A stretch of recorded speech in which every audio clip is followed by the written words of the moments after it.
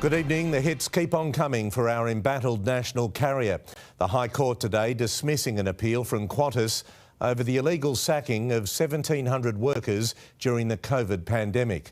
Qantas has apologised to the former employees who are now preparing a compensation claim.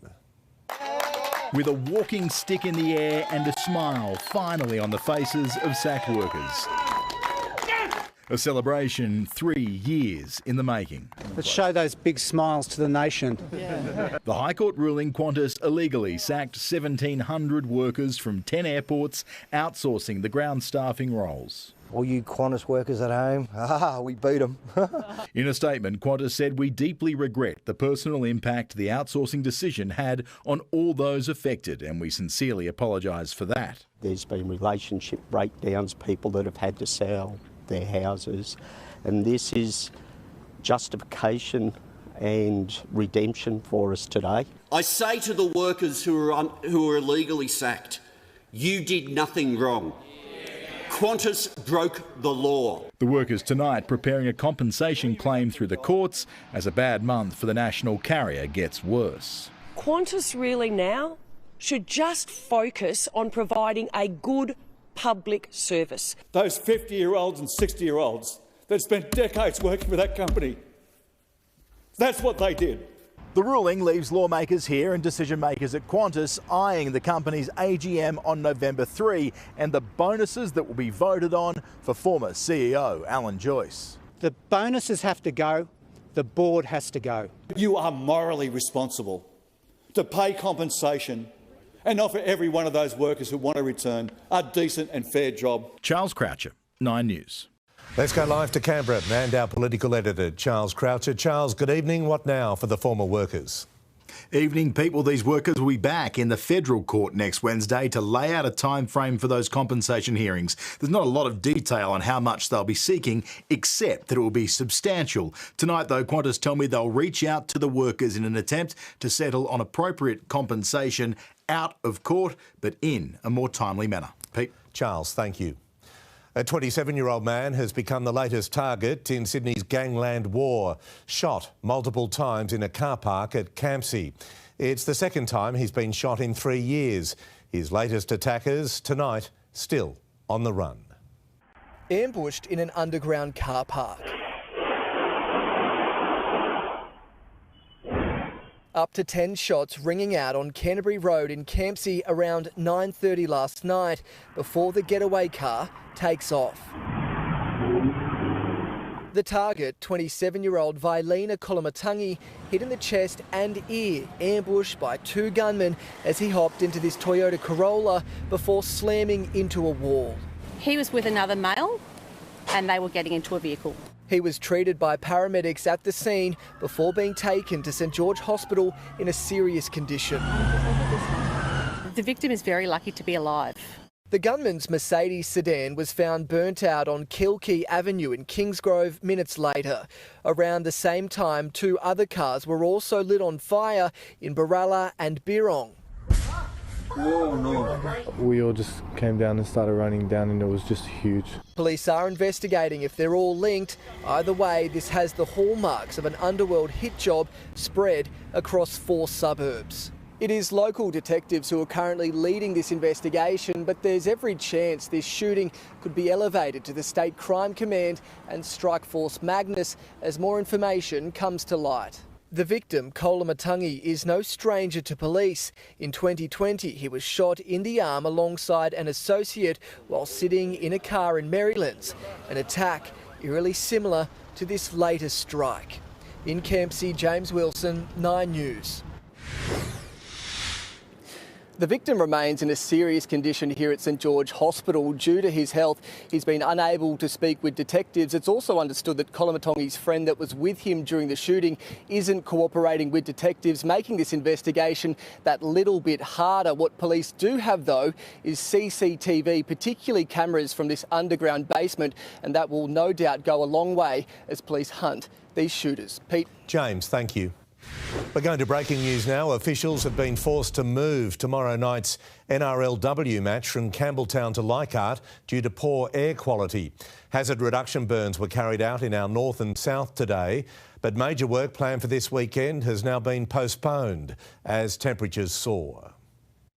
Smoke on the water and the city choked for a fourth day straight.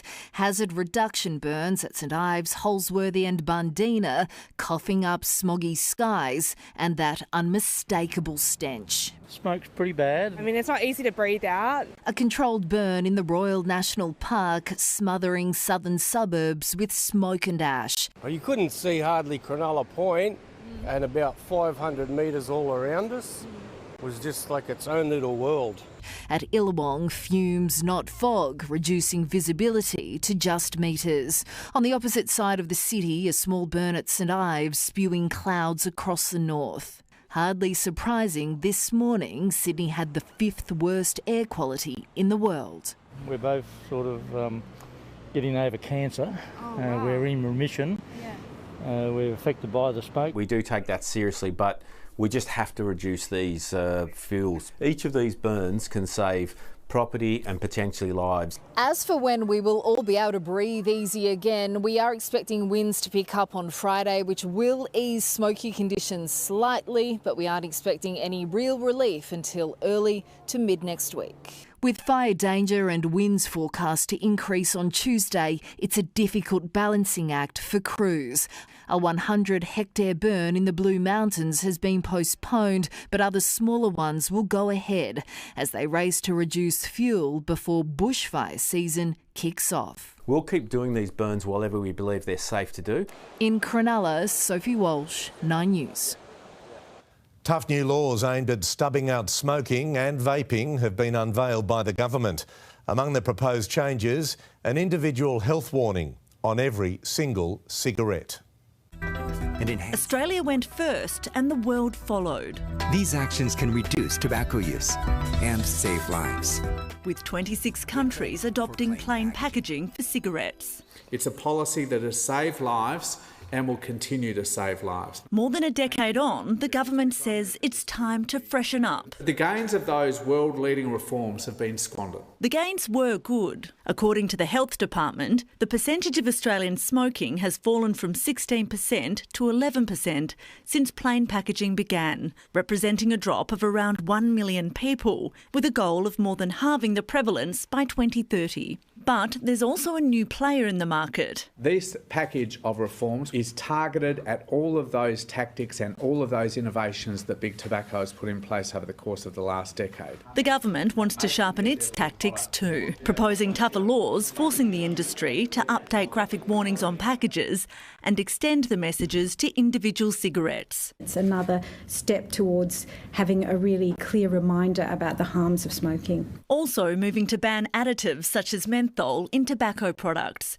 and include vapes in advertising restrictions. We want to see a regulated vaping market where we treat vapes the same as we treat tobacco. If the bill passes Parliament, the changes will be enforced from mid-next year, with the industry given 12 months to update packaging before potentially facing civil or criminal penalties for any breaches. Smoking-related cancers are entirely preventable, so Parliament really can and must intervene. Fiona Willan, 9 News. The co-architect of the Voice to Parliament strongly denies calling no voters racist and stupid during an event in WA, claiming she's been misrepresented. The Liberal Party seized on the comments from Marcia Langton, which she insists were directed at the No campaign, not those opposing the referendum.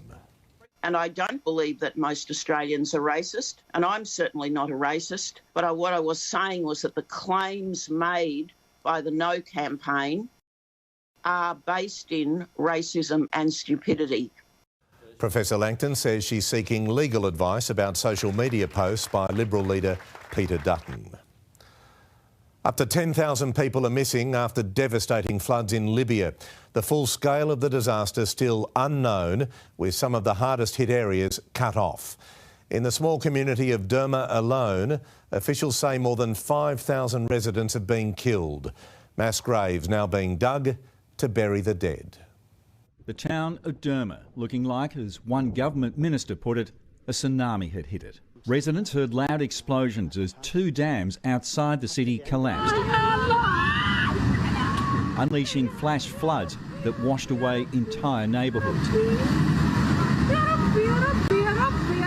One estimate is that a quarter of the city disappeared. These petrol tankers swept aside, with debris showing the floodwater's height was easily enough to knock people over. Many believed to have been washed out to sea. As the water drained away, the streets of this eastern Libyan town now filled with body bags. Just one town in a widely devastated region. An area affecting at least 1.5 to 1.8 million people. The magnitude of the tragedy overwhelming this local reporter. This man says more than half of his people have drowned. His aunt's house is gone. His cousin's house is gone. Aid has been sent from the US and Turkey has dispatched 3 planes, including search teams, but the disaster response has been slow. Libya, divided by rival governments, infrastructure in towns like Derma has been neglected for years. And efforts to reach the city via sea haven't materialised yet. This means that people are digging with their hands. This survivor says nothing will help. There's no room for international aid. The ones that we have lost can never be replaced. Brett McLeod, 9 News. 90 Australians are on board a luxury cruise ship which has run aground in a remote part of Greenland.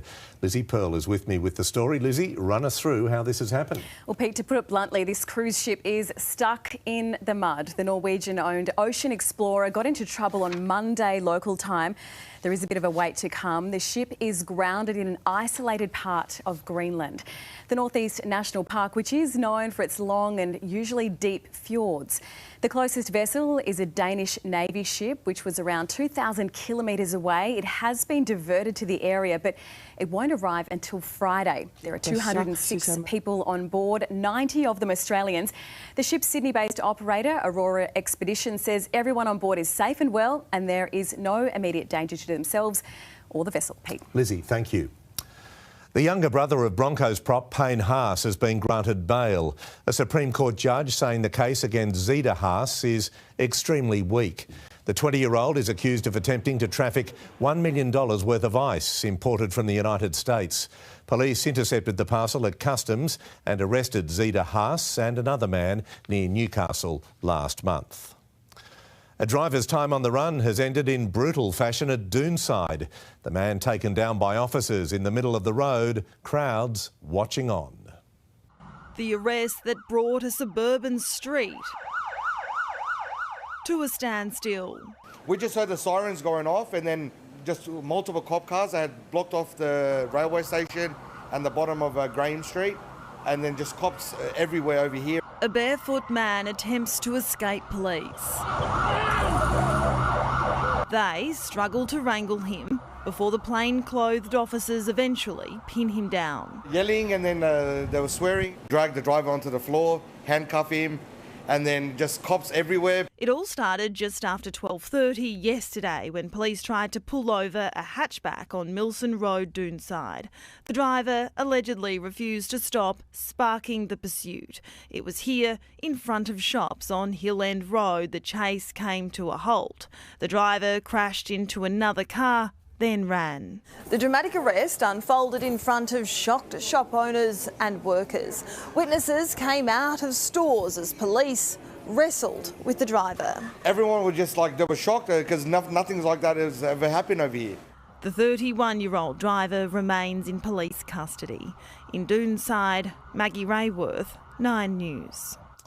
The push for bus safety reform in the wake of the Hunter Valley wedding tragedy is a step closer tonight. Let's go straight to Sophie Upcroft at State Parliament. Soph, there'll be a significant announcement tomorrow.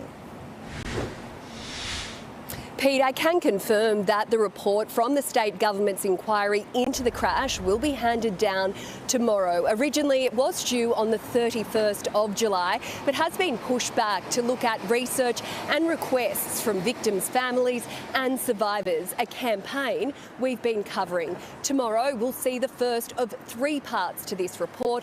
Pete, I understand that it will make recommendations to tighten seatbelt regulations and also to limit speed on school buses. Sophie Upcroft on Macquarie Street, thank you. The world's eyes are on Russia tonight, where Vladimir Putin is meeting one of his few remaining allies, North Korea's Kim Jong-un. The rogue leaders are discussing a potential arms deal, the negotiations revealing how desperate Moscow has become in its war against Ukraine. Rolling into Russia on board his private bulletproof train.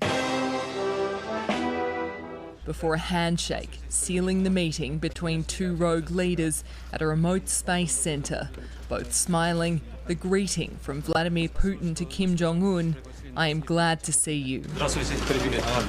Their talks cover a potential arms deal. Russia is fast running out of weapons in its invasion of Ukraine, and North Korea is sitting on a stockpile, today making a pointed move, Pyongyang firing 2 ballistic missiles.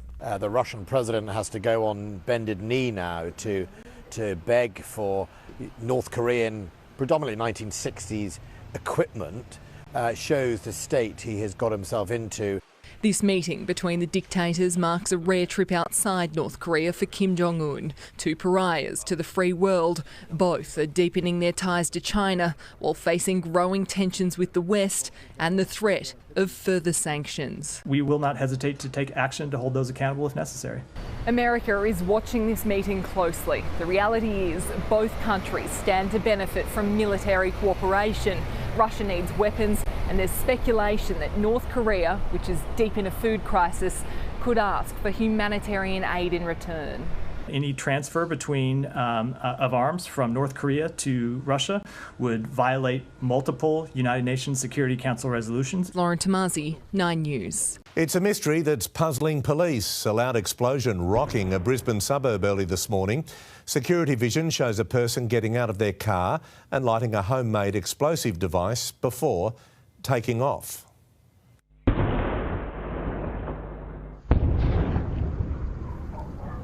Police are now investigating whether it was a prank. Tens of thousands of Sydney families will be in for childcare fee help, included in next week's state budget.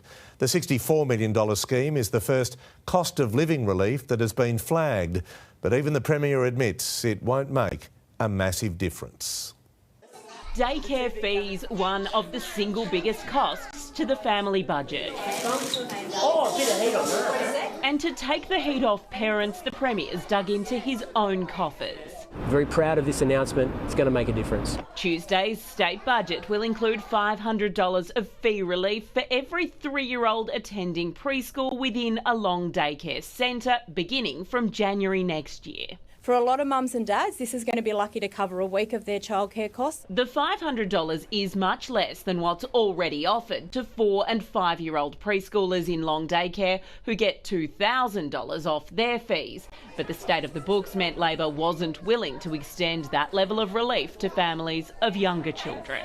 I'm not pretending to suggest that $500 will make a massive difference when there's a cost of living crisis, but everything helps. Another $60 million has been set aside to build more centres, attract more staff and trial longer childcare hours. The cash coming from a fund set up last year by the Coalition to improve outcomes and plug so-called childcare deserts in Western Sydney. We want to be looking at ways to help young families to get back to work and make sure that their littlest people get the best education possible. At State Parliament, Liz Daniels, 9 News. He's been on the run for 13 days after escaping jail in Pennsylvania, and now murderer Danilo Cavalcante is armed. The fugitive managed to steal the rifle from a home, dodging bullets as the owner opened fire. He's also evaded police dogs, drones, helicopters and SWAT teams, but has stolen clothes, a van and even managed a quick shave.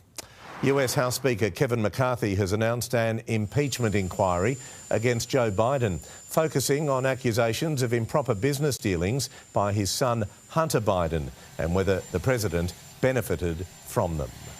House Republicans have uncovered serious and credible allegations into President Biden's conduct. Taken together, these allegations paint a picture of a culture of corruption. A man who lives in a cottage by the Georges River has had a small victory in court today, allowed to stay in his castle for a few more months. In July, the state government won a Supreme Court case which would have seen 72-year-old Peter Carver kicked out of the property, which is situated in national parkland at Illawong. But today he managed to have the original judge's orders put on ice until a final decision is handed down later this year. 5 days since Morocco was hit by a devastating earthquake, some of the most remote villages are finally receiving aid. 9 News has travelled to a tiny community deep in the disaster zone where only 5 people have survived. An entire village that vanished in seconds. This was the mountainside community of Anagal, now unrecognisable. You can't drive here anymore. It can only be reached on foot. Amid the ruins, you can spot belongings: a suitcase, a coat and a hat hanging on one of the few standing walls. But there's nobody searching for life here. Walking through this village, it genuinely looks and feels like a bomb has gone off, which is how it has been described. A local man tells me before the quake hit, 25 families lived here. Only 5 people survived. At the town's entrance, a mass grave site. Just across the valley, rescuers toil. They don't share a language, but they do share a goal. These are helpers sent from the UK, Spain and Qatar. At their campsite base, the UK commander tells me this is still a search and rescue mission. We always, with hope. We're working within that 72 to 96 hour time window. That's a survivability. But accessing some communities is hard, and even now some still can't be reached. The road into the mountains is treacherous. We are deep in the mountains, headed out to some of the most remote villages affected by this earthquake, and these locals have kindly offered to lead us because the only main road out there is still blocked off. They're bringing supplies to communities in desperate need. So he's saying that over 200 people have died here. In this town? In this town. Aid is getting through more easily, but the queues are long, and they will be for a while yet. In Morocco, Edward Godfrey, 9 News. Managing your blood pressure can help reduce your risk of dementia, according to Australian and international researchers. A number of studies involving more than 34,000 people found that untreated high blood pressure was associated with a greater risk of dementia compared with those who have their condition under control. A housing revolution is underway, fuelled by the popularity of working from home. Many unused office spaces are now being earmarked for residential use, a possible solution to the severe shortage of homes. This was a plain old office tower in Melbourne, nothing special, and sitting mostly empty as staff worked from home. But now, after $125 million worth of reconstruction, it's a retirement and aged care facility spanning 15 stories. A conversion that's now sparking national interest. That presents a real opportunity. This will enable us to solve a whole lot of problems. A double win, according to the Property Council. New homes are created and vacant office floors stop going to waste. That's a problem Sydney is battling. The number of empty office spaces hit new record levels this year. The vacancy rate in the Crow's Nest, St Leonard's area is the highest, with almost 1 in 4 office spaces empty. North Sydney and Parramatta are not far behind. That's left landlords losing money and architects like Jessica Lee drafting major conversions. Bringing back residential uses and injecting that, that mixed vibrancy into our cities can only be a good thing.